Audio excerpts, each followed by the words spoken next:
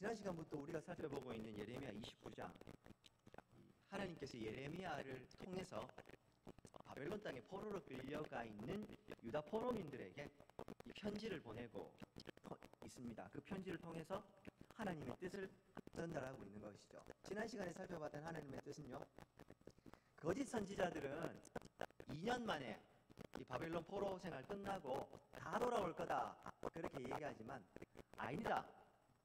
하나님 때가 차기까지 거기 있어야 되니까 그 이방 땅에서 잘 살 준비를 하라.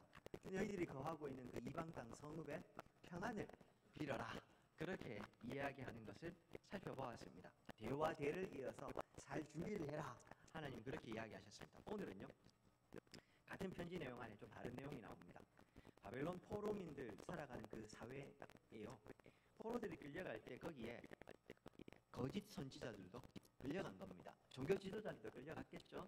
근데 그 중에서요, 거짓 선지자들도 끌려가서 그 이방 땅에서도 거짓된 메시지를 전하고 있습니다. 하나님께서요, 그거 아니다 말씀하시고 그들에 대한 심판도 선언하고 계시는 내용입니다. 먼저 15절 보십시오. 너희가 말하기를 여호와께서 우리를 위하여 바벨론에서 선지자를 일으키셨다. 바벨론 땅에서도 하나님께서 우리에게 선지자를 주셨다. 이렇게 이야기를 합니다. 문맥상 보면 여기서 등장하는 선지자들은 거짓 선지자를 이야기를 하는 겁니다. 그러니까 절망 가운데 빠져서 포로로 끌려가서 이방 땅에 거하는 사람들이요 있었는데, 거기서 선지자들이 일어나서 하나님의 뜻을 전하는데 거짓 선지자들이 이야기를 듣고서 하나님께서 우리에게 선지자를 일으키셨구나 그렇게 생각하고 있었던 것이죠. 이 16절부터 거짓 선지자들이 무슨 얘기했는지가 나오는데요, 그 내용을 참고해서 보면 똑같은 얘기를 한 겁니다. 예루살렘에서 거짓된 메시지, 거짓 평안을 전한 이 선지자들은요, 거짓 선지자들은 바벨론 땅에 가서도 여전히 거짓 평안을 전하고 있었던 겁니다. 뿐만 아니라 유다 백성들은 포로로 끌려가서조차도 거기서도 여전히 정신 못 차리고 자신들이 듣고 싶은 이야기, 자신들의 귀에 듣기 좋은 이야기만 듣고 있는 겁니다. 믿고 싶은 것만 믿는 겁니다. 보고 싶은 것만 보는 겁니다.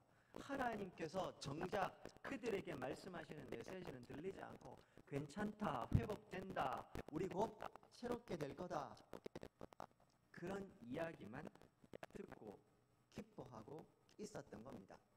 하나님께서 다 나쁘다고 말하는 건 아니겠죠. 그러나 늘 말씀드리지만 이것이 하나님의 메시지인가 아닌가를 구분하려면요, 정확한 현실에 대한 이 말씀에 비춘 정확한 현실에 대한 이 통렬한 비판이나 혹은 거기에 대한 이 말씀이 있는가를 살펴봐야 합니다.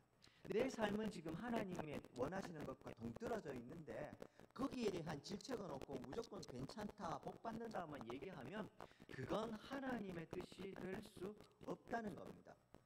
죽을 병이 걸린 환자가 있는데 그 환자에게 괜찮습니다 한다고 해서 괜찮은 거 아닙니다. 좋은 의사는 그 사람이 죽을 병 걸린 사람을 정확하게 상황을 이야기를 해주고 어떻게 치료받아야 된다는 것을 이야기해 주는 사람입니다. 이방 땅, 바벨론 땅에 포로로 끌려가 있는 그 무리들 가운데 거짓 선지자가 일어납니다. 중요한 건 이 거짓 선지자를 구분해야 되는데 백성들은 구분해 놓을 능력이 없습니다. 그들이 전하는 거짓 메시지에 여전히 솔깃해서 하나님께서 우리들에게 선지자를 일으키셨다, 이런 이야기를 하고 있는 겁니다. 16절 보십시오. 다윗의 왕자에 앉은 왕과 이 성에 사는 모든 백성 곧 너희와 함께 포로되어 가지 아니한 너희 형제에게 여호와께서 이와 같이 말씀하셨느니라. 15절과 16절을 읽다 보면요, 이게 조금 뭐가 말이 안 맞는 것 같아요. 그런데요, 15절 다음에 16절 앞에 시작할 때 거기다 적어 놓으십시오. 그러나 적어 놓으시면 읽으시는데 조금 도움이 됩니다. 너희들이 지금 바벨론 땅에서 우리에게 선지자를 세우셨다. 그래서 그 선지자를 통해서 이런 희망의 메시지를 주셨다. 좋아하는데 그러나 16절 다윗의 왕자에 앉은 왕과 이 성에 사는 모든 백성 곧 너희와 함께 포로되어 가지 아니하는 너희 형제. 복잡하죠? 무슨 말입니까? 다윗의 왕자에 앉은 왕은 어디 있습니까? 아직 예루살렘에 있습니다. 나라가 완전히 망한 건 아니니까요. 그리고요, 그들과 함께 있는 포로되어 가지 않은 너희의 형제들, 누구를 말하는 거냐 하면 이 편지지 않습니까?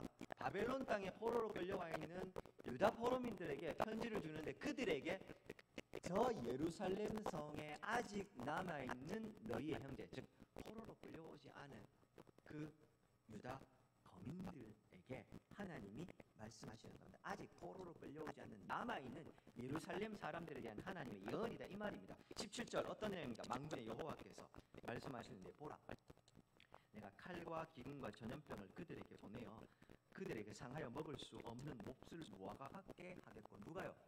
예루살렘 땅에 현재 남아있는 사람들. 18절, 내가 칼과 기근과 전염병으로 그들을 뒤따르게 하며 그들을 세계 여러 나라 가운데 흩어 학대를 당하게 할 것이며, 내가 그들을 쫓아낸 나라들 가운데서 저주와 경악과 조소와 수모의 대상이 되게 하려. 누가요? 예루살렘에 남아있는 사람들이 그렇게 될 거다, 그렇게 하나님께서 이야기를 하고 있습니다. 지난 시간에 말씀을 드렸는데, 이 바벨론 땅에 포로로 끌려와 있는 사람들은 깊은 절망 가운데 빠져 있습니다. 그들의 절망에 뭐가 있었습니까? 우리에게는 더 이상 성전도 없고 하나님을 예배할 수 있는 자리가, 공간이 없다는 겁니다. 율법을 지키며 살 수 있는 환경도 아닙니다. 온갖 부정한 것들 투성이. 그러다 보니 그 주변 환경 속에 포로로 끌려와 있던 사람들은 하나님이 우리를 버리셨다. 반대로 예루살렘에 남아 있었던 사람들은요, 아직도 성전이 건재하고 있고 하나님은 우리 예배를 저기서 받고 계시고 우리에게는 왕도 있고 하나님이 우리를 지키시고 보호하셨다. 한 걸음 더 나아가면 우리는 포로로 끌려가 있는 사람들보다는 특별하다, 의롭다라고 생각한 겁니다. 오늘 하나님께서요, 그것에 대해서 문제 제기를, 그 생각을 하나님께서 정면으로 논쟁하고 계시는 겁니다. 그거 아니라는 겁니다. 그런 관점에서 지금 저주 가운데 있었던 절망의 땅에 있는 사람들에게 거짓 선지자들 일어나가지고 우리 바벨론 땅 포로 생활 2년만 하면 끝납니다, 괜찮습니다, 우리도 다시 다 돌아갈 겁니다 얘기하는데 틀렸다. 그리고 17절부터 하나님 하시는 말씀이 뭡니까? 내가 오히려 그 예루살렘 땅에 남아서 하나님이 우리를 특별히 사랑하셔서 우리는 포로로 안 끌려가고 여기 남았다라는 사람에게 하나님 뭐라고 하시는지 아느냐? 칼과 기근과 전염병을 그들에게 보낼 것이고, 그래서 그들을 몹쓸 무화과나무처럼 만들어버리고 심지어 세계 여러 나라들 가운데 그들을 흩어서 저주와 경악과 조소와 수모의 대상이 되게 해버리겠다, 그렇게 이야기를 하고 있는 겁니다. 끔찍한 내용이죠. 19절에는 그 이유도 나옵니다. 왜 바벨론 예루살렘에 남아있는 사람들 그렇게 하냐? 19절 보십시오. 여호와의 말씀이라. 이유가 나옵니다. 너희들이 내 말을 듣지 않았기 때문이니라. 내가 내 종 선지자를 너희들에게 꾸준히 보내었으나 너희는 그들의 말을 듣지 않았느니라. 하나님이 선지자를 계속해서 보내서 말씀을 하셨지만 안 들은 겁니다. 그래서 예루살렘에 남아있는 사람들은 끔찍한 저주거리, 칼과 기근과 전염병이 그들을 몹쓸 무화과나무처럼 열매처럼 만들어 버리겠다, 그렇게 이야기하는 겁니다.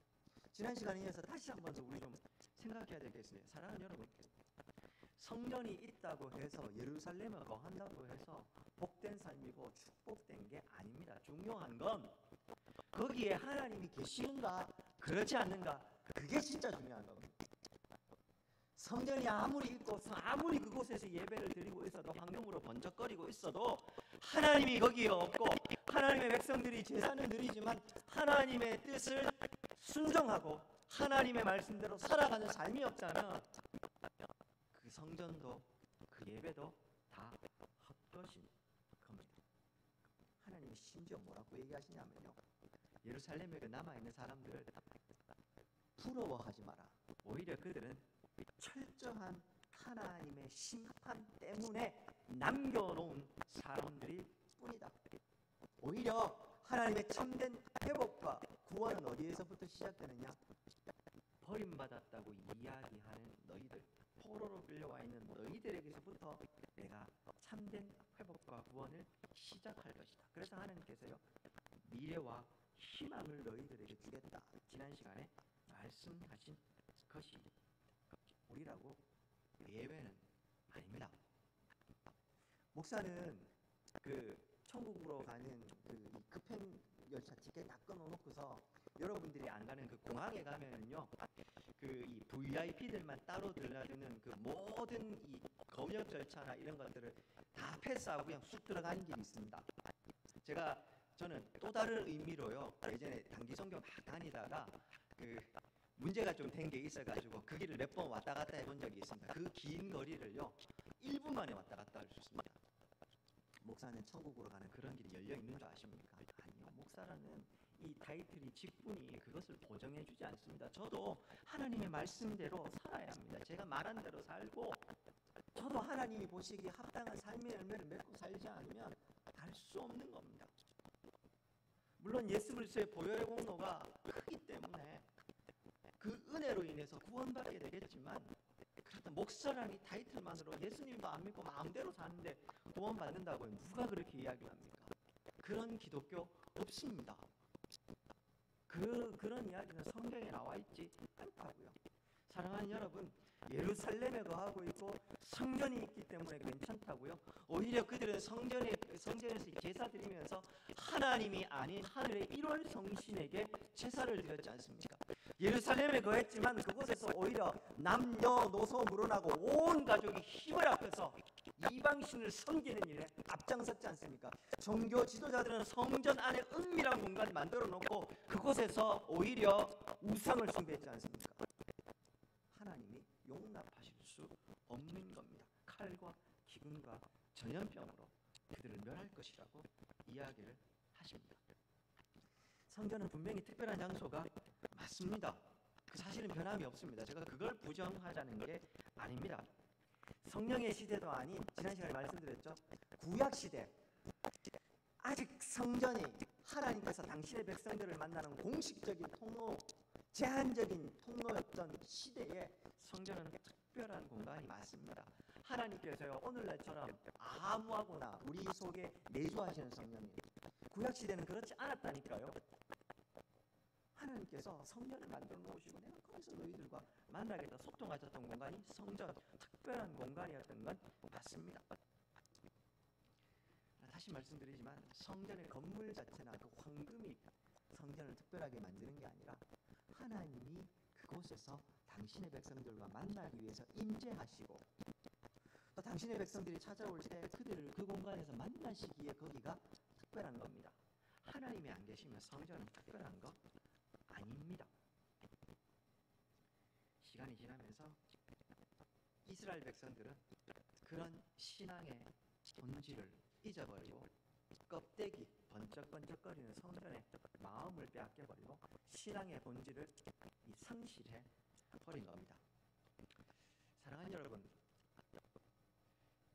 제사를 열심히 드리고 있고 율법을 지키면서 하루에 5번 하나님 앞에 계속해서 이 기도하고 있다고 해서 그 생활 자체가 내가 하나님을 믿는 사람이라는 것을 담보해 줍니까? 예, 그것이 하나의 표징을 될 수 있습니다. 그러나 아무리 그렇게 해도 하나님이 정작 원하시는 삶을 하나님의 백성이 살지 않으면 안 된다는 거 우리 예레미야서를 통해서 계속해서 보지 않습니까?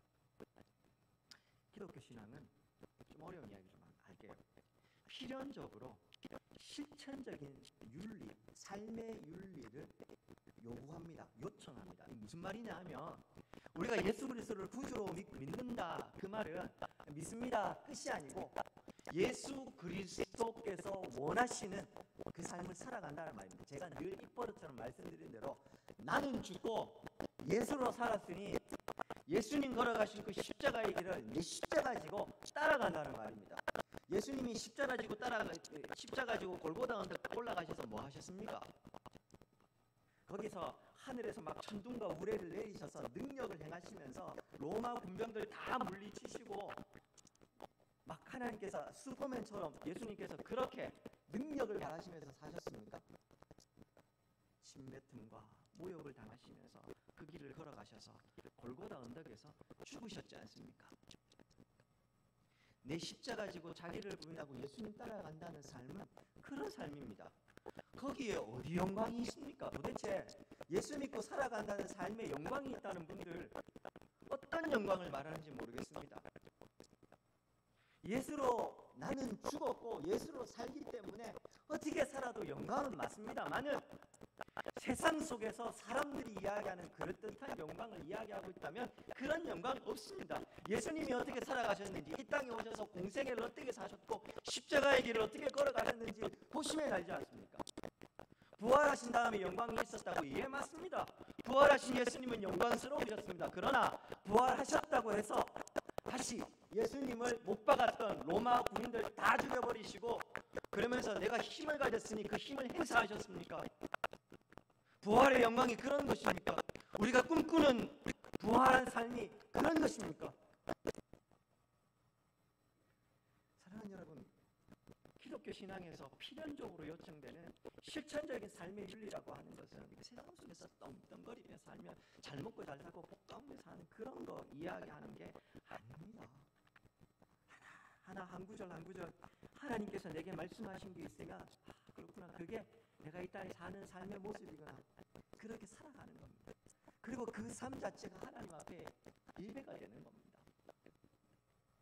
제가 그래서 앞부분에서요 광고 드리면서 다시 예배의 삶에 대해서 광고 드린 겁니다.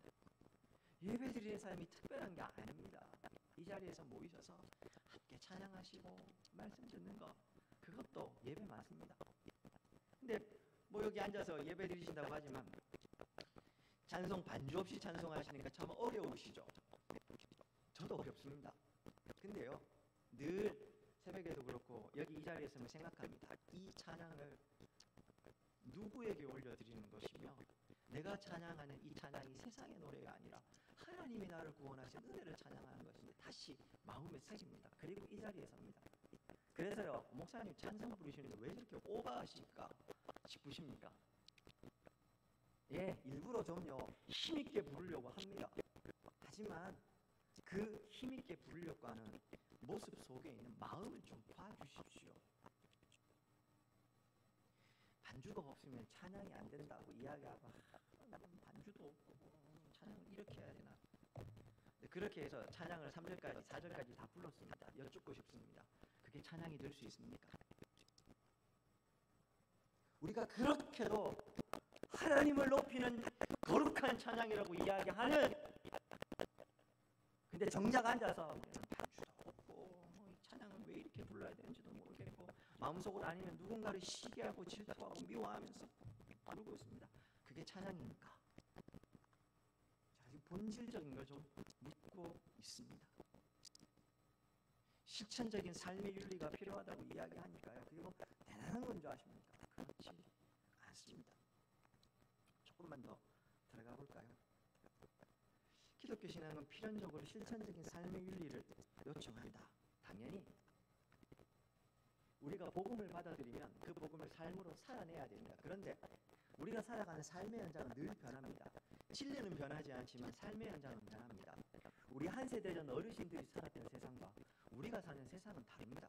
우리가 사는 세상과 우리의 자녀들이 살아갈 세상은 또 다를 겁니다. 그렇죠? 진리는 변하지 않지만 삶의 현장은 변합니다. 복음이 삶의 현장에서 드러나는 모습, 양상은 바뀔 수 있다는 겁니다. 이해되십니까? 제일 대표적으로요, 우리가 목숨처럼 지켰던 주일 성수, 특별히 주일날 돈 쓰면 안 된다 라고 하는 게 오늘날은 조금 바뀌고 있지 않습니까? 그렇게 따지면 우리 그 교회 올 때 차 타고 오는 것부터 시작해서 따져야 될 게 한두 가지가 아닙니다. 그 정신이 무엇인가 하는 정신을 잃어버리면 안 되지만 정형화된 틀 딱 기준 맞춰놓고서 돈 쓰면 안 돼 이렇게라고 하는 건 그건 이미 시대가 변하면서 좀 바뀌지 않습니까? 복음성가, 우리 한 세대, 제 한 세대 전만 하더라도요, 제게 처음 복음성가를 이렇게 가르쳐 주셨던 선생님이 계십니다. 그 선생님이 대구 분이신데 한양대학교에, 그러니까 서울에 그 음대에 유학 가셨다가 대학생 시절에 이제 나와서 이제 복음성가를 이제 가르친다고 하시다가요, 복음성가를 이렇게 그 주일학교 학생들과 나누시다가 장로님한테 멱살 잡히셔가지고 나가셨어요. 쫓겨나가셨어요. 교회에서 부정한 노래를 부정한 악기로 부르신다. 그랬던 시대가 있었습니다. 그런데 오늘날 그렇습니까? 진리는 바뀌지 않지만 시대에 따라서 그 진리를 적용하고 살아가는 삶의 모습은 조금씩 바뀔 수 있습니다. 그걸 선교학에서는 토착화, 상황화라고 합니다. 복음은 바뀌지 않아야 되지만 그 복음이 이 삶으로 드러나는 건 우리나라와 서양이 또 다르죠. 우리나라에는 새벽기도도 있고 수요예배도 있지만 서양에는 없습니다. 그럼 그 사람들은 잘못 믿는 거고 우리는 제대로 믿는 겁니까? 그렇게 말할 수는 없습니다. 그 시대 혹은 살아가는 그 나라, 민족 배경에 따라서 조금씩 드러나는 모습, 실천적인 모습은 달라지게 마련입니다. 토착화, 상황화 이런 표현을 씁니다. 그런데 그건 아주 신중하게 잘 살펴서 해야 합니다. 그리고 또 토착화되고 상황화되는 건 시대에 따라서 또 고민하는 중에 복음의 본질을 잘 지키고 드러내는 삶의 모습을 끊임없이 바꾸어줘야 됩니다. 제가 이 말씀을 못 드릴까요? 그런데 요 바꾸는 것을 거부하고 옛날의 그 모습만 딱 정형화시켜서 하는 순간 우리의 삶은 외식으로 갑니다. 반대로요. 아무렇게나 살아도 괜찮아. 아무렇게나 그냥 내 편한 대로 살면 괜찮아 하면서 함부로 토착화하고 상황화하면서 막 적용하고 막 아무 때나 살면 그건 죄송합니다. 자유와 방종으로 갑니다. 요 두 가지의 극단을 주의하면서 그 가운데 우리가 어떤 모습으로 우리의 신앙을 삶으로 드러낼까를 고민하며 살아야 합니다. 요 고민이 사라지는 순간 성도의 삶은 외식하는 삶이 되거나 자유와 방종하는 삶으로 나아가게 되는 겁니다. 이 말씀을 왜 드립니까? 유대 백성들이 처음부터 성전을 보면서 매너리즘에 빠지고 우리에겐 성전이 있어 괜찮아 라고 말하지는 않았을 겁니다. 다만 그들의 삶 가운데 역사적인 교훈들이 굳어지면서 그들이 성전에 대해서 왜곡되고 삐뚤어진 생각, 관념을 갖게 된 겁니다. 뭐냐 하면 오늘 이 예레미야 시대에서 약 100년에서 120년 전에 히스기야 왕 시대에 나라가 거의 망할 지경이 됐었는데 히스기야 왕이 하나님 앞에 가서 기도하고 하나님이 성전에서 들으시고 나라를 살리시는 일이 일어납니다. 그 이전에도 많았었어요. 그런 상황들이. 예레미야 시대에 유다 백성들은 똑같이 생각한 겁니다. 히스기야 왕 때 100년 전에 우리를 지키신 하나님께서는 여전히 성전에서 우리를 기도를 들으실 것이고 우리를 살리실 거라고 믿었던 겁니다. 다만 히스기야 왕이 하나님 앞에 나아가서 무릎 꿇어서 하나님 나 죽었습니다. 자 좀 살려주십시오 하는 그 삶의 모습은 깨닫지 않고 본받지 않고 그냥 성전만 있으면 괜찮다고 생각한 것이죠. 본질을 놓쳐버리고 껍데기만 취한 겁니다. 사랑하는 여러분, 오늘날 우리도 충분히 그럴 수 있습니다.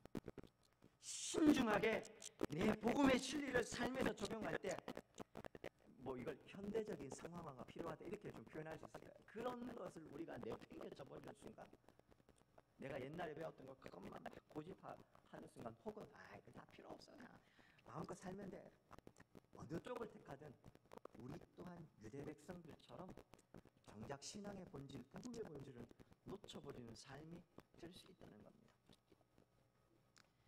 직분은 귀한 겁니다. 그러나 그 직분이 구원의 표지는 될 수 없습니다. 우리 한 세대 전만 해도요, 그 직분을 목숨처럼 지키고 실제로 충성하셨습니다.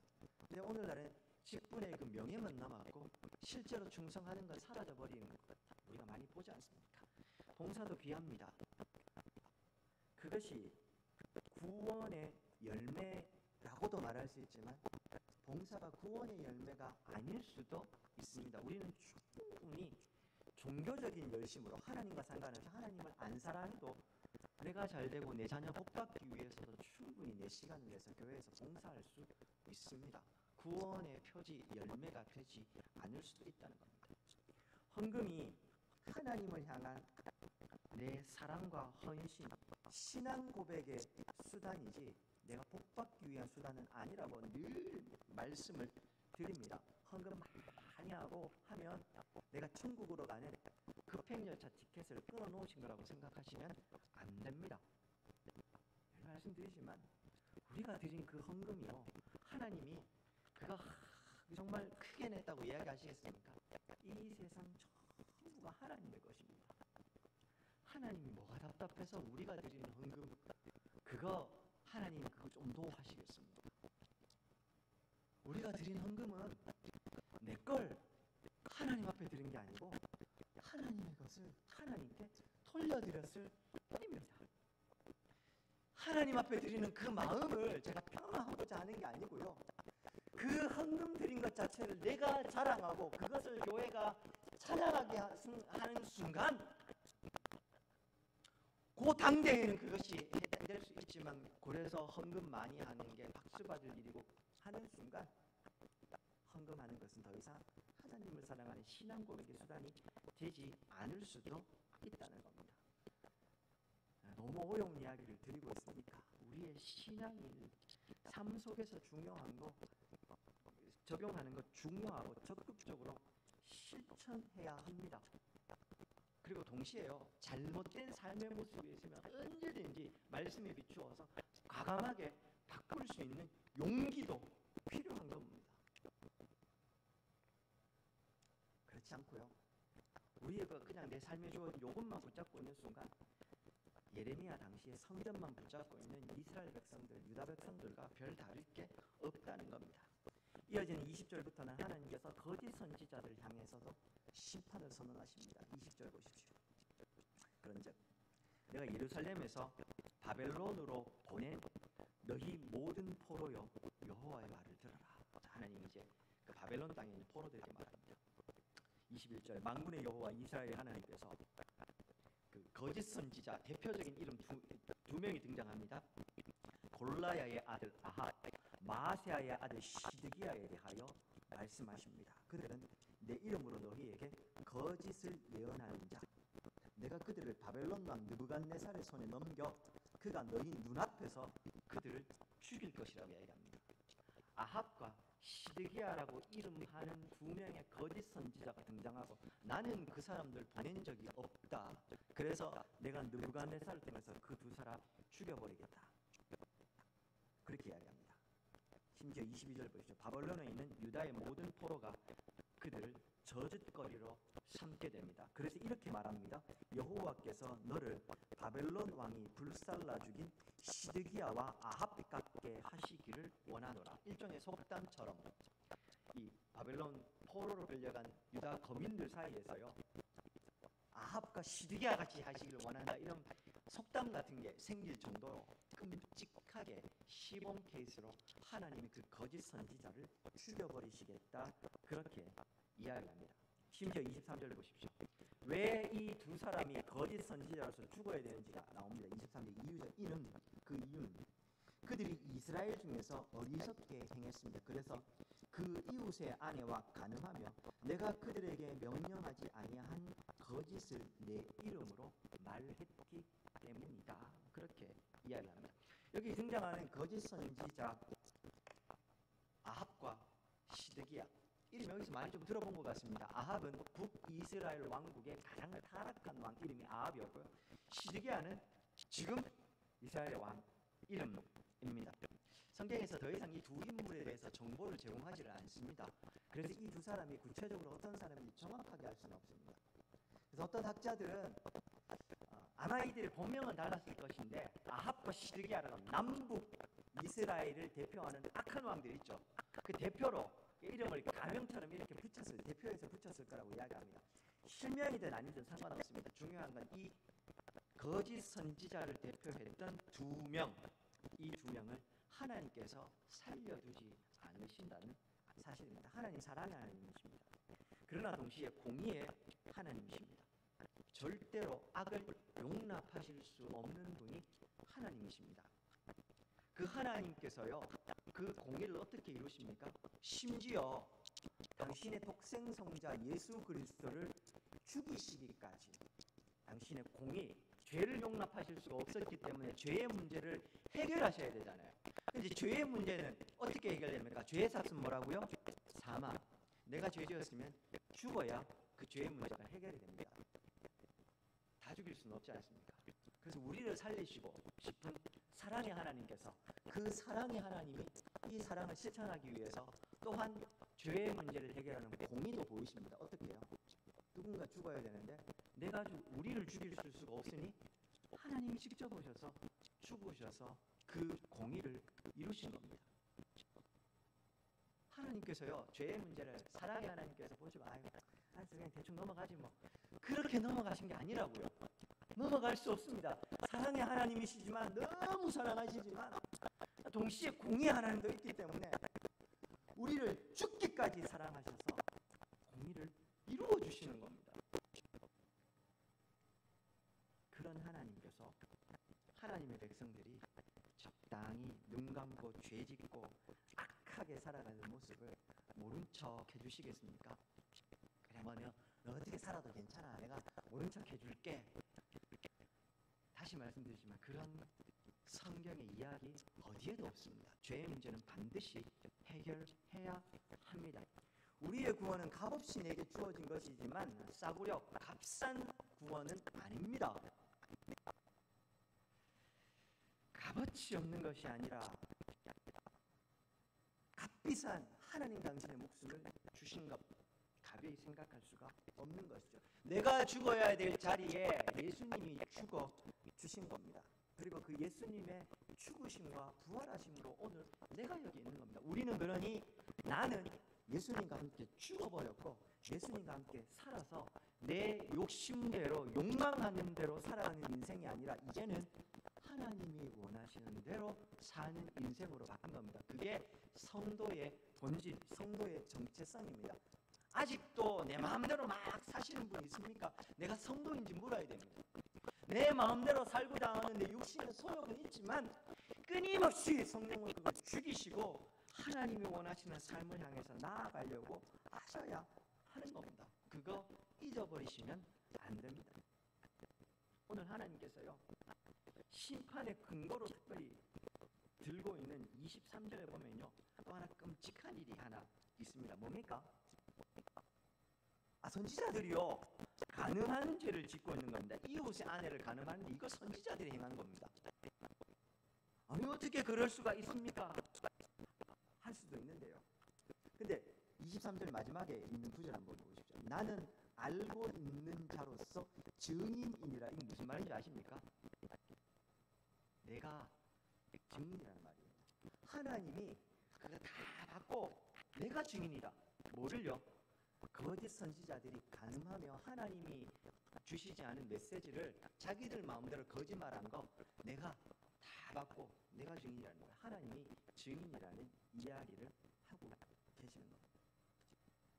사랑하는 여러분, 아니 어떻게 선지자가 그럴 수 있습니까?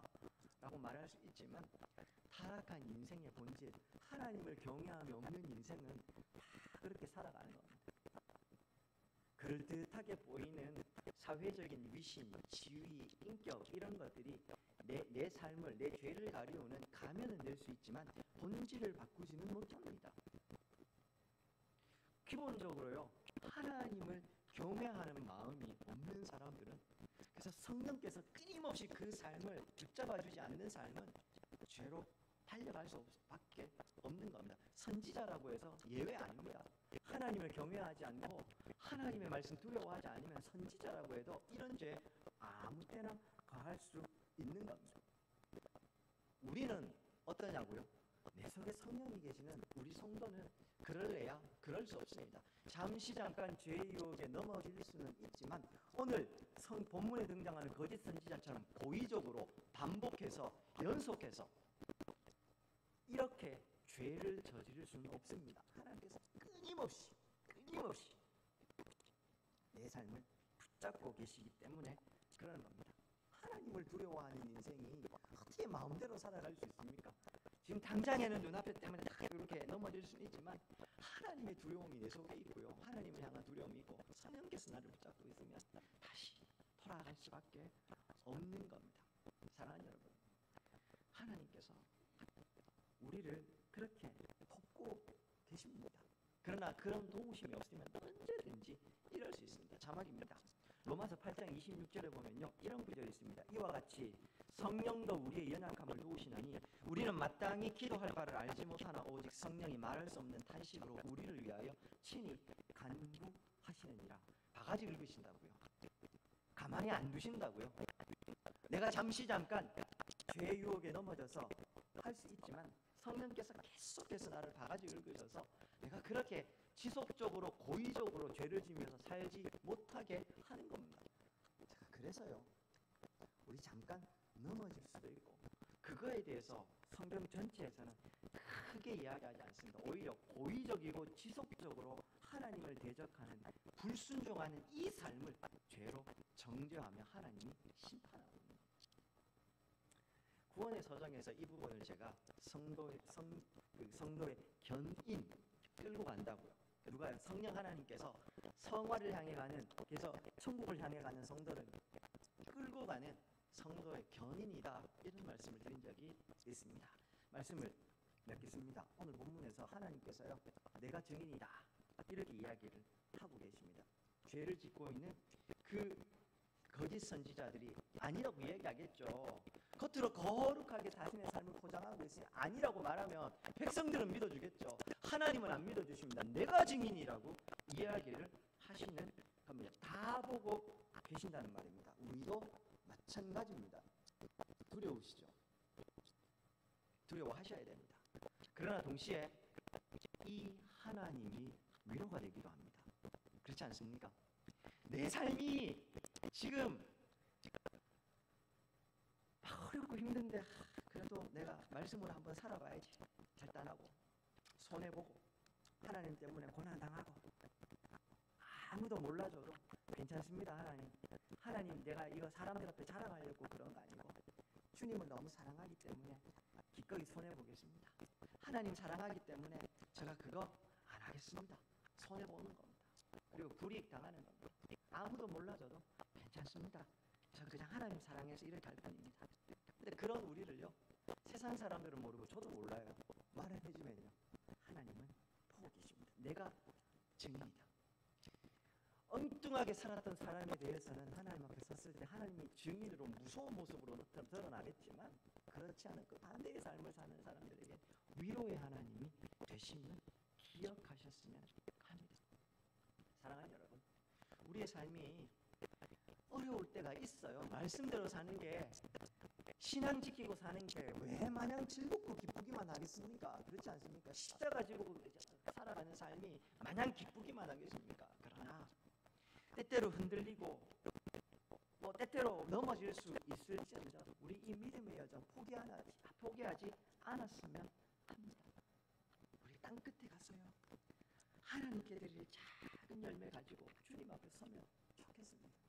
잘하였다, 충성된 종아, 내가 안다, 내가 증인이다, 주께서 말씀해 주실 겁니다. 두 번째, 오늘 이 거짓 선지자들의 모습, 간음하는 모습이 놀랍지만 놀랍지도 않습니다. 하나님 없는 인생에게 이런 모습은 너무 당연하지 않겠습니까? 좋은 나무는요, 좋은 열매를 맺고 나쁜 나무는 나쁜 열매를 맺는 법입니다. 그렇죠? 나쁜 나무에 좋은 열매가 맺히는 법은 없습니다. 가끔 이 시방을 가거나 이 상담을 하다 보면은요, 자기가 지금 이렇게밖에 살 수 없는 이유를 막 설명하시는 분들이 있습니다. 근데 죄송합니다. 다 들어보면 핑계인 경우가 많습니다. 그리고 그 핑계들은 항상 어디를 향하냐 하면요, 타인을 향합니다.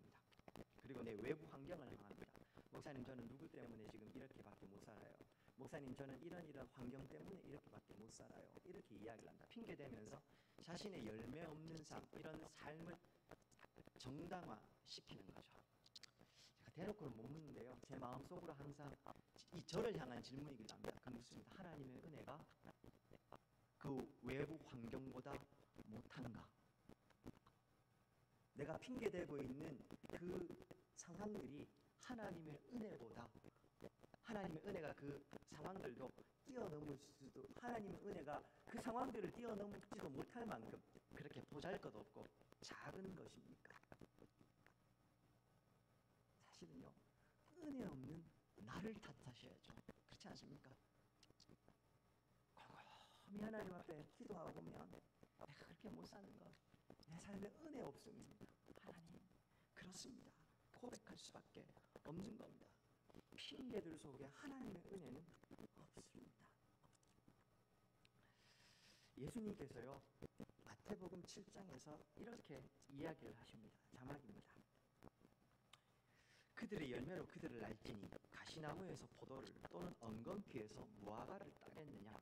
이와 같이 좋은 나무마다 아름다운 열매를 맺고 못된 나무가 나쁜 열매를 맺나니 좋은 나무가 나쁜 열매를 맺을 수 없고 못된 나무가 아름다운 열매를 맺을 수 없느니라. 아름다운 열매를 맺지 아니하는 나무마다 찍혀 불에 던지느니라. 이러므로 그들의 열매로 그들을 알리라. 거짓 선지자들의 삶을 보십시오. 그들의 삶에 답이 있습니다. 마찬가지입니다. 우리의 삶에, 내 신앙에 답이 있습니다.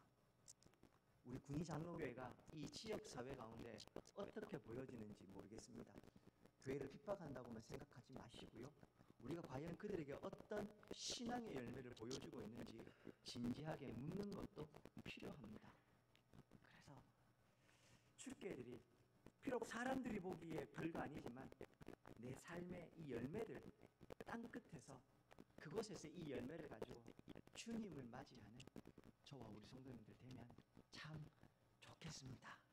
우리 주님 두 팔 벌려서 잘하였다 충성된 종아, 우리를 안아주실 것입니다. 그렇게 고백해봅니다. 오늘 새벽엔 이 말씀을 어떻게 전할까 고민하다가요, 하나님, 이 땅에서 어떻게 살아도 좋습니다.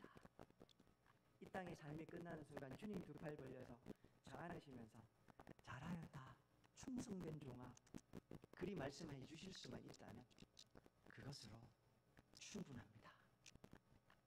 우리의 고백이 되면 좋겠습니다. 기도하시겠습니다.